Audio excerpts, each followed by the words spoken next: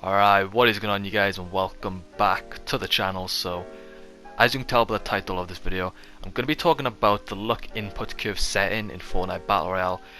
More specifically linear and exponential, because these are two very sort of like heavily debated settings in Fortnite.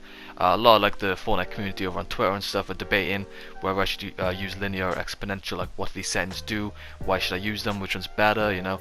And I'm going to be going a bit more in depth about this setting in this video, talking about both of them and which one I think is better in my opinion, talking about the advantages and the disadvantages of both of them. So I've seen some other YouTubers like make videos on this, but yeah, I'm going to be going a bit more in detail talking about it, because I feel like they didn't really explain it very well, and I feel like if you really want to know about this setting, then I recommend watching through the whole video, because then if you watch this entire video, you'll know everything you need to know about this setting, and which one you think is better and which one you're going to end up using. So if you don't really use Twitter much, you probably don't know this, but basically all the pro controller players have actually just been tweeting out talking about linear. A lot of them have been switching to it. A lot of them didn't like it at first, but then they gave it some time and they've actually ended up switching to the linear setting. So people like Faye Sway, Ghost Aiden, Ghost Innocence, you know, all those really good controller players, they've actually switched to linear, and they tweeted out at first like they didn't like it. They recommend you don't use this setting, but like 2 or 3 days after they tweeted that, they tweeted out again saying that they really like linear and they recommend you try it. You gotta give it a bit more time. And yeah, that's basically how the setting works. Like, I've actually tried this setting, and at first it feels really like difficult to control, and I just really didn't like it. But I gave it some time, and it's actually quite good. So I'm currently trying it. I'm currently trying to get used to it, because it's a really good setting. But I'm going to be going like more in depth about it and talk about like what is linear, like what is linear, what is exponential, like what do these settings do, like what is the point of them. So before the setting got added with the advanced sensitivity settings update, everybody was on exponential by default. So you know, by default everyone was just playing exponential. That was the default setting for the luck input curve. But then I think it was with, I can't remember what update it was with, but when obviously we got the advanced settings update for controller players, we got like all the advanced settings, and one of them was the luck input curve. And then yeah, now we have the option to sort of change from exponential and linear, which is the new one, linear, because we were on exponential by default. So I'm going to be talking about linear first, and just saying what is linear. So I'll show a graph on screen right now. So as you can see on screen right now, this is the difference between linear and exponential. So as you see, exponential is sort of like a more gradual increase. It starts off like quite slow, and then it gradually gets higher as time goes on. And linear is a lot more different. It's always at the same level. It increases like a more consistent rate. Basically, it doesn't just have like a major increase. It's always at the same level, and it just stays at the same sort of sensitivity, you could say, as you move your right analog stick. So this applies to your aim, your editing, your building. It applies to everything, this luck input curve setting. So it's important that you know the difference between these two settings. So if I compare these two settings in more detail, to give you a bit more, more of an understanding on the two settings individually. So starting off with linear. So as you can see, this is just linear by itself, and it's more of a sort of gradual increase. More of a consistent rate. It's the same sort of sensitivity in this case, but it's got a smooth upward sensitivity increase. There's no major increase, it's always the same. And if you actually compare this with exponential, I'll show the graph of just exponential by itself on screen. You can see like when you first aim in, it's going to be slow, but it's going to gradually get higher until it reaches its maximum sensitivity. So say now I played a really high sensitivity. When I'm aiming in, for example, with my AR, with my right analog stick, and I'm like shooting somebody out the air, for example, when they're gliding, the more I move my analog stick to the right, as time goes on, it's going to slowly increase until it reaches the maximum sensitivity, and then it'll stay at that rate, obviously, until you let go. And then yeah, basically when you aim in, or you're turning around like in a 360 sort of like direction, and you're turning around like in circles, you can see with exponential, it'll start off slow, and then it'll gradually get higher until it reaches the maximum sensitivity, and then it'll stay at that rate until obviously you let go of your analog stick, let's say.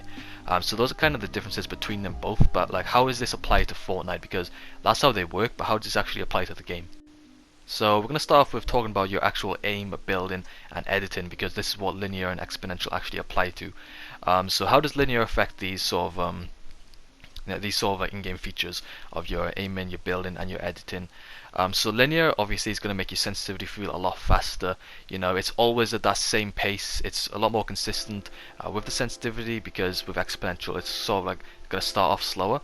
But yeah, like it's going to take time to get used to linear as well. Like as I said, all the pro controller players were tweeting out they didn't like it at first, but after a while they did like it. It takes quite a while to get used to, because we've obviously been playing Exponential since the beginning of Fortnite, since this setting recently got added. So it's going to feel weird at first, and it's going to feel really difficult to control. But once you get used to it, it's going to feel really, it's just going to feel much better, and you can reach your full potential if you actually switch the setting.